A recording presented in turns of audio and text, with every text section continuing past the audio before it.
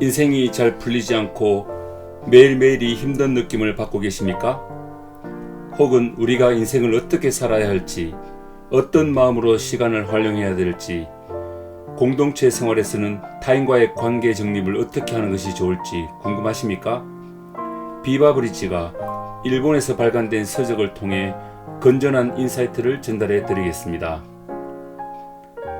안녕하세요, 비바브리지입니다. 지난 타무로 꼬타로의 바보와 절대 싸우지마 제4장에 이어 오늘은 제5장 타인의 시선에 신경 쓰지 마 라는 주제로 그 내용을 전해드리겠습니다. 들으시는 동안 좋은 시간 되시고 소중한 의견 댓글 달아주시면 감사하겠습니다. 바보와 절대 싸우지마 제5장 타인의 시선을 신경 쓰지 마라. 당신은 인생의 주역. 사회생활에서 인간관계에 따른 근심은 늘 뒤따른다. 왜냐하면 많든 적든 나에 대한 타인의 평가와 타인이 어떻게 생각하는지가 신경 쓰이기 때문이다. 공동생활에서 객관적으로 냉정히 자신을 바라보는 것은 분명 필요하다. 그럼에도 불구하고 우리는 타인의 시선에 휘둘려서는 안 된다. 어디까지나 자신이 인생의 주인공이 되어 스스로의 결과를 만들어야 한다. 특히 조직생활에서는 허술해 보이고 바보처럼 보일지라도 다른 사람을 신경 쓰지 말고 주도적으로 행동해 나가는 것이 중요하다. 죽을 때 저 세상에 갖고 갈 수 있는 게 무엇이 있겠는가? 타인의 시선을 신경 쓰며 살아본들 죽을 때는 혼자서 죽는다. 자신의 생각과 의지대로 이 세상을 살지 못하고 다른 이의 시선에 휘둘리다 보면 순식간에 처참한 인생으로 마무리될 뿐이다. 죽을 때 후회하는 것. 2012년 2월 영국의 어느 유명 잡지에 실린 죽는 순간에 가장 후회하는 5가지 중 그 1위가 타인의 기대에 자신을 맞추려 하는 삶이 아닌 내 자신이 정말로 살고 싶어하는 인생을 살지 못했다라는 후회였다. 흔히 자신이 왜 살고 있는가에 대한 생각은 잘 하지 못한다. 왜냐하면 삶이 한없이 지속될 거라 여기고 그런 문제는 다음에 차차 생각하면 돼 라고 생각하기 때문이다. 타인은 생각보다 우리를 보지 않는다. 연예인, 정치가, 스포츠 선수 등이라면 따라붙는 사람이 있을지 몰라도 일반인의 경우는 그다지 서로를 보지 않는다. 게다가 세상은 끊임없이 변한다. 나도 변하고 상대도 변한다. 그래서 만약 서로의 상대에 대한 관심이 적어지게 되면 과거의 비판, 칭찬 등 모든 것도 잊혀지게 된다. 그렇게 변하기 쉬운 것이 중요한 것인 줄 착각하고 구하고 따라가 봐야 아무 의미가 없다. 인생의 마지막에서 거꾸로 들여다보면 타인을 의식한 인생은 아무것도 아닌 그야말로 정말 시시하고 하찮은 것이다. 그것은 인생을 망치는 것이다. 지금부터라도 내 인생에 내가 주인공이 되어 생각하는 대로 멋지게 한번 살아보지 않겠는가? 타인에게 사랑받고 싶은 욕심. 사람은 누구나 많은 이에게 사랑받고 싶어 한다. 다만 타인의 기분은 컨트롤할 수 없다라는 대전제가 있어야 한다.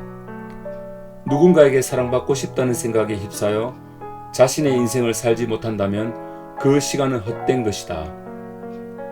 타인에게 사랑과 관심을 받는 것도 물론 중요하지만 그것에 휘둘려서 말투, 복장, 행동 등을 취하게 된다면 결국 불행해진다.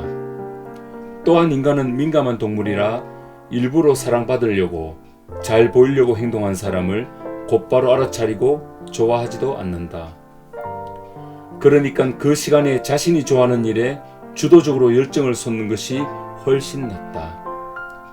결과론적으로 보면 사람들은 일부러 잘 보이려고 행동하는 사람보다 자신의 일에 열정적인 사람을 더 좋아한다. 다른 사람에게 잘 보이려고만 하면 할수록 오히려 관계는 더 멀어진다.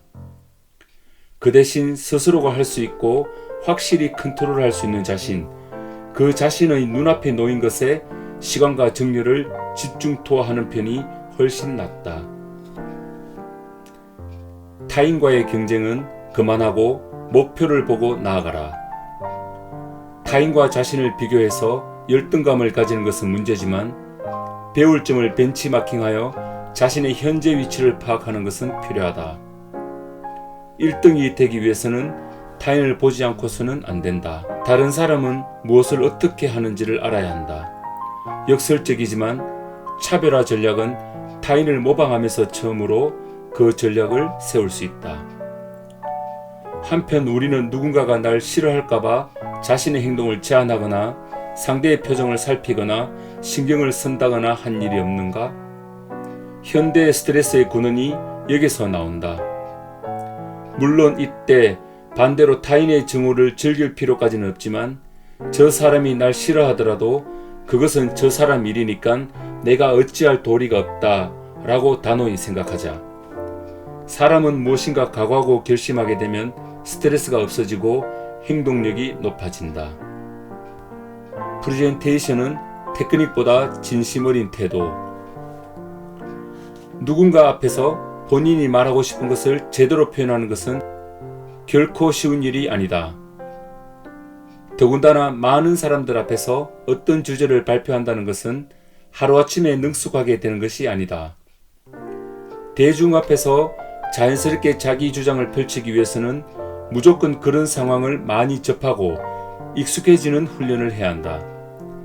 사람들 앞에서 말하고 싶은 것을 잊어버리지 않고 논리 정연하고 정확하고 간략하고 알기 쉽게 전달하기 위해서는 그 연습을 평소에 해둬야 한다. 그리고 좋은 방법 중 하나가 유튜브에서 짧고 좋은 강연을 많이 듣는 것이다.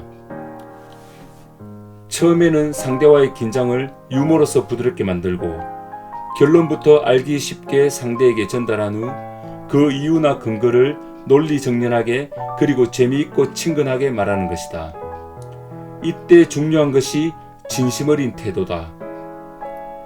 매뉴얼대로 말하거나 파워포인트의 현란한 기능을 너무 쓰다 보면 오히려 중심이 무너진다. 그런 것보다 오히려 정말 전달하고 싶은 내용에 포커스를 두고 진심을 다해서 설명하는 편이 훨씬 좋다. 사람은 숫자나 그래프에 설득될 때도 있지만 감정에 지배되는 경우가 대부분이다. 그렇기 때문에 사람의 감정을 움직여야 하고 그러기 위해서는 끊임없는 연습을 해야 한다. 연습을 하지 않고 열정만으로 청중을 속이려고 하면 금방 뽀로록 난다. 발표하는 그 순간까지 끝까지 긴장의 끈을 놓지 않고 연습하고 준비하는 것이 이 일의 전부라 해도 과언이 아니다. 여기서 비바브리처 의견을 잠시 말씀드리자면 프레젠테이션을 하는 것을 보면 소리를 듣지 않더라도 그 사람이 한국 사람인지 일본 사람인지 90% 이상은 알 수 있다는 것입니다. 그래프, 사파, 사진, 동영상, 애니메이션 효과 등 파워포인트의 다양한 기능을 10분 활용하는 한국 사람에 비해서 일본인의 자료는 그냥 워드 파일을 파워포인트에 옮긴 것 같은 인상을 줍니다. 하지만 무엇보다도 위에서 말했듯이 프레젠테이션의 표면적 스킬보다 진정성 있는 자세로 말과 자료를 준비하는 것이 청중에게 더 큰 감명을 전달할 것으로 생각됩니다. 자신감 있는 양복 연출법. 양복의 두 가지 포인트는 청결함과 적절한 격을 느끼게 해주는 폼이다. 그래서 우선 양복은 기성품보다 맞춤 양복을 추천한다. 요즘은 거의 기성 양복과 비슷한 가격에 최신 유행과 자신의 몸에 맞게 재단, 봉제, 단추 등을 세심하게 만들어주는 맞춤 양복도 많이 생겼다. 요즘 젊은 친구들을 보면 화려해 보이지만 몸에 제대로 맞지 않는 양복을 입고 다니는 경우가 많은데 좋은 물건을 오래 입는 것이 결국 가성비가 더 좋다. 그리고 자주 클리닝을 하여 양복과 셔츠의 청결감을 유지하는 것이 스스로의 자존감과 신용도를 높이는 중요한 포인트다.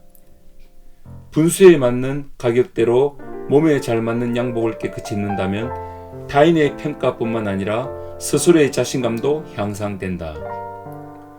정신적으로 힘들 때 이렇게 하라. 정말 힘들 때 가장 좋은 방법은 일단 쉬는 것이다. 그것도 잘 쉬어야 한다. 흔히 웨이트 트레이닝에서 쉬는 것도 용기, 쉬는 것도 연습이라고 말하는데 정신적으로 힘들 때도 마찬가지다. 웨이트 트레이닝도 지쳐 있을 때 계속하게 되면 몸 어딘가에 데미지를 받게 되는 것과 마찬가지로 정신적으로 혹은 심적으로 지쳐 있을 때 계속 열심히 해야지 하고 무리한다면 반드시 어딘가에 탈이 나기 마련이다. 쉴 때는 일을 완전히 절대적으로 잊어야 한다.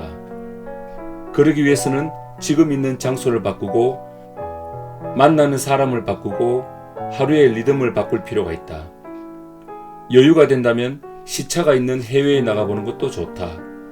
그러면 자연히 만나게 되는 사람도 시간도 공간도 리듬도 모든 것이 바뀌게 된다.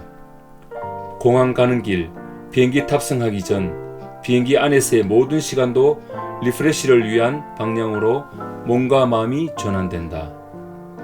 물론 집에서 쉬거나 집 근처에서 놀거나 하는 것도 나쁘지는 않지만 익숙한 장소에서 있게 되면 아무래도 평소의 생활 습관으로 시간을 보내게 되어버린다. 한편 정신적인 피로가 사라지면 자신감이 생긴다. 왜냐하면 자신감이 없어지는 대체적인 원인은 피로에서 오는 것이기 때문이다. 그리고 근육과 마찬가지로 자신감을 잃는 것은 한순간이고 다시 되찾는 데는 많은 시간이 걸린다. 남을 원망하지 마라. 누구에게나 남 탓하고 싶어하는 마음이 있다. 그때 그 사람 말을 괜히 들었어 유유. 그때 그 사람이 실수를 안 했다면 유유 등. 하지만 그 대부분은 스스로가 준비를 잘 못했기 때문이다. 현재의 자신을 되돌아보고 향후의 시나리오를 예상하고 목표점에서 거꾸로 생각해서 준비를 한다면 남 탓을 하거나 실패하거나 하지 않는다. 다른 사람의 충고를 듣고 난 후 실패를 하는 것은 그 충고를 자신에 맞추고 검토하는 과정 없이 그냥 통째로 다 받아들이기 때문이다. 한편 상대의 비판이나 주의를 받을 때 지나치게 사과할 필요는 없다. 당당하게 이것은 내가 잘못했다, 모든 책임은 내게 있다 정도로만 생각하고 스스로를 다운시키지 마라. 살다 보면 비굴해지는 것보다 근거 없는 자신감을 가지는 편이 훨씬 일이 잘 풀리고 잘 나간다. 스스로를 어디까지 믿을 수 있는가가 인생의 갈림길이라 해도 과언이 아니다. 성공자란 자신의 능력을 믿고 그것을 향상시키는 노력을 계속하는 사람이다.